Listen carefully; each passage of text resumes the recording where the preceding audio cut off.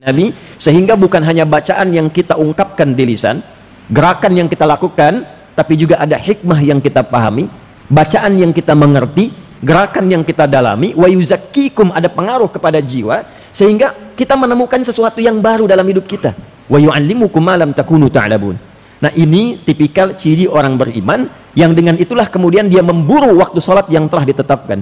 Inna sholata kanat 'alal mu'minina kitaban mauquta.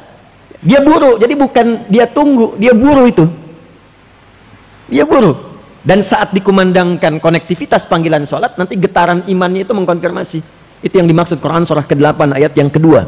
Al-Anfal ayat 2. Innamal mu'minuna alladzina idza dzukirallahu wajilat qulubuhum.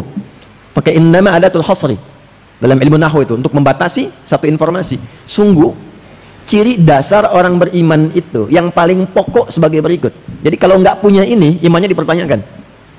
Yang paling pokok, idza dzukirallahu, bila disebutkan nama Allah, wajilat qulubuhum, ada konfirmasi getaran iman dalam tubuhnya, dalam hatinya. Nah, untuk mengecek ada iman tidak dalam tubuh kita, untuk mengonfirmasi itu, maka diperdengarkanlah nama Allah itu konsekuensinya, supaya terdengar oleh telinga kita, tembus ke dalam hati kita, supaya dikonfirmasi oleh bagian iman, ada enggak nuklea iman dalam jiwa kita itu. Maka diperdengarkan di telinga. Telinga bahasa Arabnya udhun, jamaknya disebut dengan adzan. Adzan itu bukan sekedar panggilan. Kalau cuma panggilan mungkin namanya nida, selesai. Ya.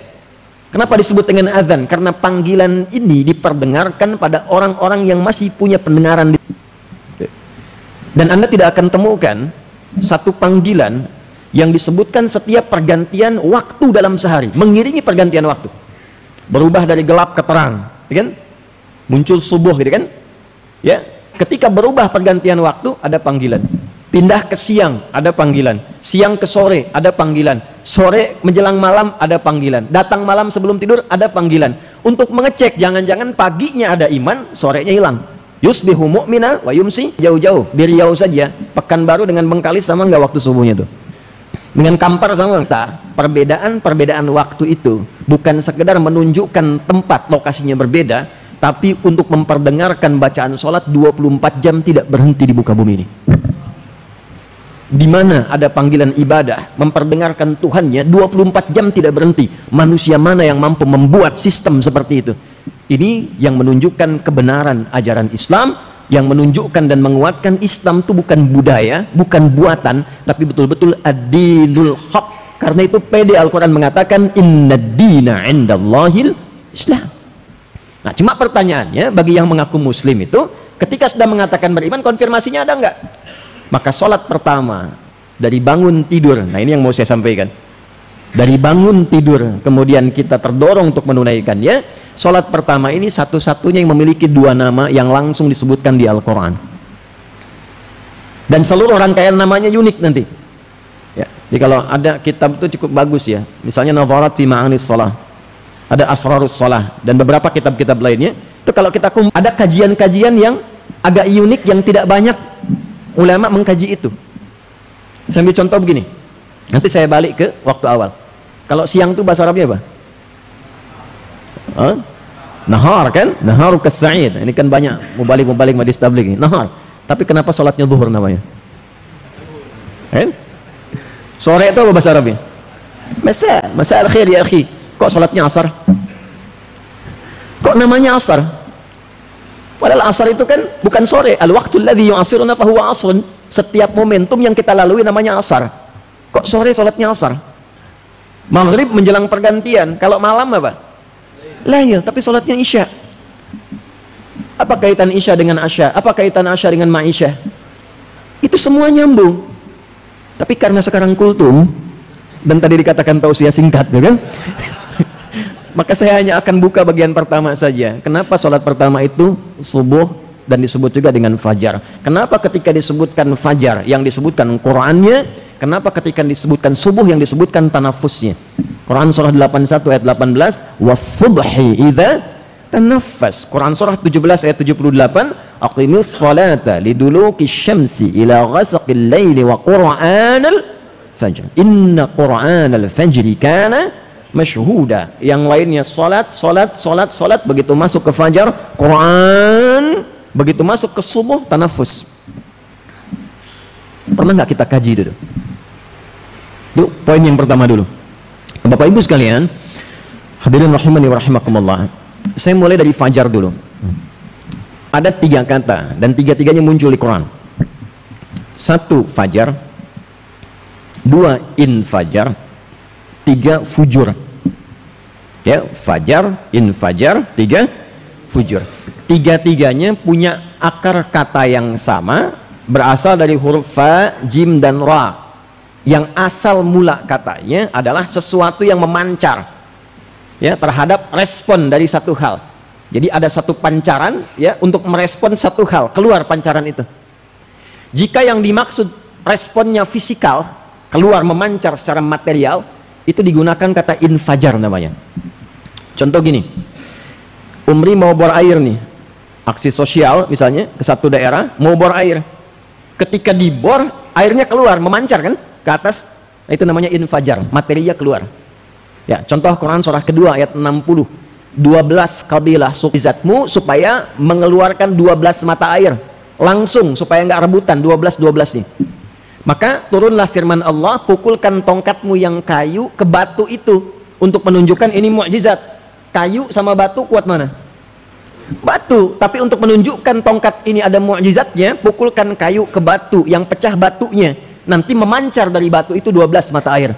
Wa idzistasqa Musa liqaumihi faqulna dharib bi'asakal hajar. Asa hajar, bi'asakal hajar. Fanfajarat, bukan fafajarat. Fanfajarat min husnata asyrata aina, memancarlah 12 mata air. Tongkatnya Musa alaihi salam kayu dipukulkan ke batu, yang pecah batunya keluar 12 mata air. Anda pengen tes tongkat emas Anda itu mukjizat bukan? Pukulkan ke batu, keluar 12 air mata itu. Pecah tongkatnya. Ya, keluar fajar, infajar. Kalau Anda memberikan respon ke dalam diri, ke jiwa nih, lalu sampainya bukan ke takwa, sampainya ke nafsu, ya, maka ada respon dari nafsu itu keluar. Nah, responnya disebut fujur namanya. Fujur. Ya, keluar dari sini kok lihat alas kakinya bagus amat gitu. Punya si amat aja nggak sebagus itu misalnya kan. Nah, masuk itu ke nafsu, diprovokasi oleh setan. Kan cuma 2. Kalau bukan dimotivasi oleh malaikat, diprovokasi oleh setan. Cuma 2 itu saja. Yang bekerja untuk takwanya itu adalah malaikat, disebutkan 88 kali dalam Al-Quran. Yang bekerja memprovokasi nafsu itu setan. Setan disebutkan 88 kali di Quran. Jadi setiap kali kita ingin mengambil keputusan, yang akan merespon itu hanya 2 kemungkinan. Kalau bukan takwa, itu fujur di nafsunya. Karena itu tempatnya disebut dengan kolbun, karena selalu ada yang koluba, ya, ada dinamika di dalamnya, selalu bergetar, berbolak-balik, karena selalu ada 2 bagian ini. Kalau bukan mengajak, mengejek. Ya, Anda kan bangun tidur saja dengar adzan kan 2, putuskan cepat berangkat atau tunggu sebentar, matikan alarm, atur lagi. Kan? Ya, nah maka ketika diberikan misalnya respon itu oleh setan, ya, lalu disambut oleh nafsu, itu yang keluar pancarannya fujur namanya, mengeluarkan aura keburukan yang disebut nanti ketika keluar disebut dengan su. Ya, ini yang dimaksud Quran surah ke-12 ayat 53. Wa ma ubarri'u nafsi innan nafsa la'ammaratum bis-su.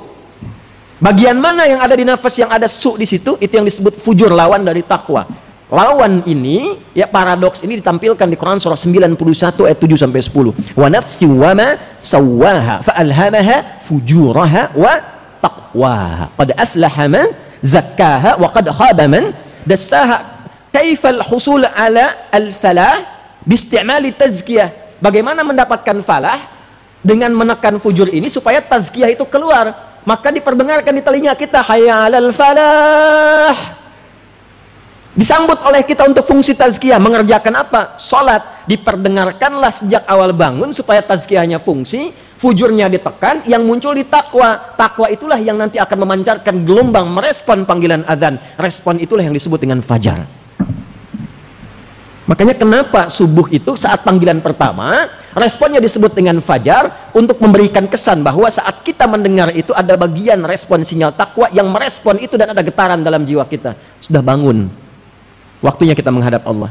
Ditandai dengan cahaya fajar yang muncul secara material, membelah kegelapan malam, memunculkan cahaya terang. Ini bukan ilmu otak-atik ya, ini ada bacaannya nih.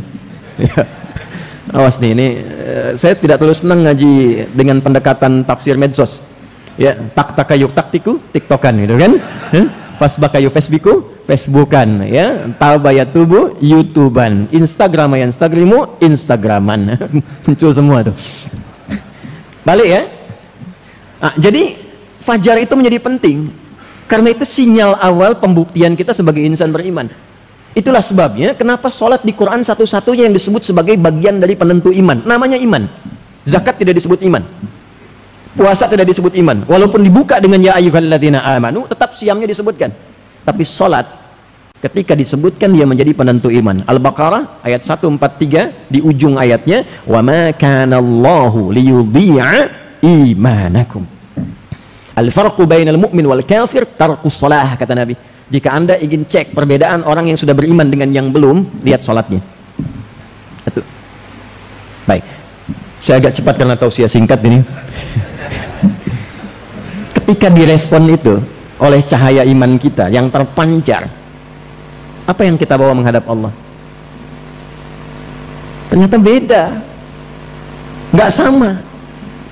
Apa perbedaannya? Maka disambungkanlah oleh kita, lompat dulu ke Quran surah 81 ayat 18, was-subhi idza tanaffas, dan aku bersumpah demi waktu subuh apabila tanaffas, semua aktivitas itu dimulai dengan mengeksekusi setiap gerakan-gerakan, rencana-rencana yang sudah terukur dan matang. Jadi Allah itu membuat sistem kehidupan yang terukur dan matang, yang semua makhluk mengerjakan itu sejak subuh dimulai berputar itu. Ya, kalau bahasa kita bersamaan dengan nafas yang mengalir itu, maka kegiatan dimulai. Silahkan cek tumbuhan itu mulai mengeluarkan oksigen itu kapan? Subuh. Karbon dioksida diserap, oksigen keluar. Saya buktikan itu di Belanda, Pak. Untuk membuktikan itu, qadarullah waktu di Belanda di Utrecht. Kalau di sini kan kedengaran adzan. Saat kami di Delft, di Utrecht tepatnya, itu kan ngecek jam berapa subuhnya tuh di Belanda, daerah Utrecht.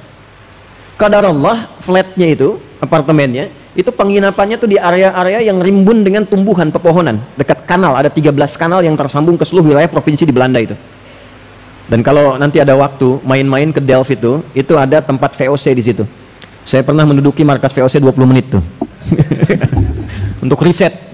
Itu mohon maaf tuh ya, teman-teman yang kita Majlis Tabligh, kemudian di sini ada teman-teman di Umri. Ini nggak ada 1/5-nya luas ruangan VOC dari ruang masjid ini. Ruangannya kecil, cuma di depannya gudangnya besar, memanjang dari kali, yang kali itu menyambung nanti ke Samudra Hindia. Jadi kalau ngambil dari kita itu rempah-rempah, mereka langsung ngambil kapal, itu langsung berhenti depan gudangnya, bongkar muatnya. Tapi poinnya bukan itu. Saya kembali ke Utrecht. Jadi sebelum 5 menit sebelum waktu subuh tiba, saya keluar. Tidak ada segar-segarnya. Padahal semua isinya pohon, dan itu udaranya luar biasa. Begitu masuk ke waktu subuh, itu berubah drastis, segar semua, oksigen muncul. Was-subhi idza tanaffas. Matahari mulai bertugas, kegelapan malam belah, keluar cahaya. Ya, semua bertugas. Anda bayangkan, yang tidak dihisab saja mengikuti sistem yang Allah buat. Manusia itu bukan hanya sistemnya, diatur oleh Allah pergerakannya, pedomannya, arahnya, ditunjukkan sampai ditanya, fa aina tadhhabun? Engkau ini mau kemana sebetulnya? Engkau aku ciptakan, hikmahnya aku jelaskan, sistemnya aku terangkan, pedomannya aku kirimkan, rasulnya aku tetapkan, pembinaannya ada, penjelasannya lengkap. Tapi masih belum paham juga, masih belum dipilih juga. Engkau mau kemana? Maka ketika datang panggilan itu, kita pun mulai merencanakan, membawa peta hidup, peta jalan kehidupan, bagaimana mengawali kegiatan di hari ini supaya terukur. Dalam bahasa Arab, ketika Anda menyiapkan sesuatu yang terukur, terencana untuk dieksekusi, itu disebut dengan subuh namanya. Dari kata asbah. Kalau orang Arab tanya kaifa asbahta ya akhi, itu bukan hanya tanya kabar, tapi bertanya bagaimana perencanaan aktivitasmu di hari ini, apakah baik? Jam 7 mau kemana? Jam 8 di mana? Jam 9 kerjakan apa? Jam 12 mau kemana? Zuhur mau di mana? Asar di masjid mana? Sampai Isya jam berapa Anda tunaikan, di masjid mana Anda lakukan? Itulah subuh. Nah, jadi insan beriman itu tipikal utamanya, insan beriman, ciri keimanan kita ya, sebelum kita menjalankan aktivitas kita sudah punya rencana yang terukur. Bahkan Nabi itu kan mulai malam hari sebelum tidur istighfar dulu untuk mengevaluasi kegiatan sebelumnya. 70 kali sampai 100 itu kan bukan istighfar cuma di lisan keluar, bukan. Istighfar itu kan bagian dari zikir. Zikir itu ingatnya dua, ingat aktivitas, koneksikan dengan Allah. Aktivitas ini disenangi Allah atau tidak, diridhoi Allah atau tidak. Makanya ketika istighfar kita sambil mengingat 70 kegiatan kita sebelum tidur itu apa, 100 kegiatan kita sebelum tidur itu apa. Bicara sama teman mengenakan tidak, istighfari kalau kurang bagus ya. Komunikasi kita dengan orang lain, pekerjaan kita itu diingat sampai kita sadar. Setelah sadar itu nyaman, hati kita tenang, baru istirahat, maka tidurnya nyaman. Tidurnya nggak ingat dosa, nggak bawa masalah karena sudah diselesaikan sebelum tidur. Yang lebih bagus sebelum tidur rencanakan buat besok. Fa idza faraghta fansab. Besok mau ngerjakan apa? Sehingga seluruh yang telah kita siapkan itu begitu datang panggilan Allahu Akbar, rencana itulah yang kita bawa menghadap Allah supaya kita sampaikan, kita bacakan agar mendapatkan ridha Allah, taufik Allah, bimbingan Allah dalam sujud kita minta. Itulah sebabnya kenapa sholat pertama disebut dengan fajar dan sholat subuh, dan yang disebutkan bacaannya bukan sekedar sholatnya, untuk bertanya rencana apa yang sudah Anda siapkan di hari ini, doa apa yang Anda panjatkan di subuh ini, permintaan apa yang Anda sampaikan di subuh ini. Itulah sebabnya menggunakan kata Quran. Quran bentuk umum mencakup dua hal. Satu, bacaan-bacaan umum yang telah kita siapkan. Ada doa apa, istighfar apa, zikir apa yang kita bawa di fajar itu. Pernah nggak kita nyiapkan agenda tuh sebelum kita memulai menunaikan sholat, supaya saat sujud kita minta dimudahkan? Itu rahasianya kenapa banyak sahabat memulai dari masjid aktivitasnya sampai syuruk gitu, baru berangkat. Dan nanti sebelum pulang mampir ke masjid. Kalau sirahnya lengkap, ini kalau kita satukan kajiannya, nanti PR nih Majelis Tabligh kalau kita bikin kegiatan pedoman deh. Coba kita satukan itu jadi implementasi kehidupan, pedoman hidup Islami sebagai seorang muslim, dari akidah, ibadah, muamalah sampai akhlak tuh. Ya, bagaimana pagi memulai dengan iman. Iman itu dibawa dalam ibadah, dipraktekkan dalam muamalah, dihiasi dengan akhlak. Setiap langkah kita dari ujung kepala sampai kaki bisa nggak kita mulai itu? Sehingga nanti sifat itu terkoneksi dengan Allah yang memberikan kasihnya kepada kita. Sifat ibadahnya merubah kita menjadi abdun, dijamakkan dengan ibad, membentuk karakter sebuah akhlak. Itu yang dimaksud wa ibadur rahmanil ladzina yamshuna 'alal ardi hauna wa idza khatabahumul jahiluna qalu salama. Ibadnya karakter seorang yang menunaikan segala hal atas dasar ibadah, dimiliki sifat kasih yang tersambung idhofah kepada Allah, dibimbing jadi karakter. Jadi melalui karakter moral membentuk karakter intelektual, menghasilkan karakter kinerja. Dari etos dibimbing logos masuk ke patos. Itu gambarannya. Nah, persoalannya dari sekian banyak kita sholat subuh dan fajar itu, sudah berapa banyak rencana yang disiapkan? Berapa yang sudah kita mintakan kepada Allah? Nah, aspek keduanya, Quran juga permintaan itu ketika berjamaah nanti diwakilkan bacaan umumnya oleh imam. Itulah sebabnya kenapa imam kualifikasinya itu spesial, khusus. Karena di antara makna Quran kalau idhofah itu di antara maknanya Al-Quran yang dibacakan. Quran surah 75 ya. Dari ayat kita ambil saja misalnya 16 sampai 18. La tuharrik bihi lisanaka litajala bihi inna 'alaina jam'ahu wa qur'ana fa idza qara'nahu fattabi' qur'ana wa qur'anal fajr inna qur'anal fajri kana mashhuda. Maka kita punya bacaan yang kita bawa, jamaah di masjid diwakilkan oleh imam. Itulah sebabnya kadang-kadang imam sudah menyiapkan ayat, tiba-tiba saat mimpin bisa berubah itu. Gak percaya silahkan, bisa berubah. Kenapa? Karena Allah arahkan bacaan itu sesuai dengan kepentingan umumnya makmum. Itulah sebabnya imam berikhtiar, dicontohkan Nabi sebelum sholat nengok dulu ke jamaah kan. Bukan perkara istaqimu. Dan jamaah jawab sudah tahu. Bukan itu yang penting. Lihat siapa yang sholat. Adakah yang buru-buru, adakah wajah-wajah sedih, adakah wajah-wajah yang ikhlas sehingga bacaannya harus surat Al-Ikhlas. Nggak kuat berdiri lama kan? Itu semua dilihat. Maka ketika kemudian ada kan yang sebelum itu lihat dulu, saya itu masuk ke tempat murojaah imam di Masjid Nabawi, undangan khusus. Ya, Syekh Hudzaifi itu masih murojaah apa? Ngecek imam-imam yang lain, yang muda-muda setoran sebelum dimulai sholat. Kami diundang masuk, lihat, diskusi. Setelah itu dibawa ke makam Nabi, udah selesai, ke Raudhah dan sebagainya. Itu masih murojaah, kan ada CCTV. Kita kan lihat, oh ini makmumnya siapa, gambarannya bagaimana, baru dipilihkan surah sesuai dengan keadaan makmum, berdasar gambaran imam. Tapi kadang-kadang ketika itu pun saat mulai bertakbir, itu bisa berubah surat yang dibaca. Coba kenapa nggak disambungkan ayat 16 tiba-tiba inna anzalna tuh? Dari surat 2 ke surat 97 kan lompatannya jauh itu. Itu kan nggak tiba-tiba pengen dibaca begitu saja itu.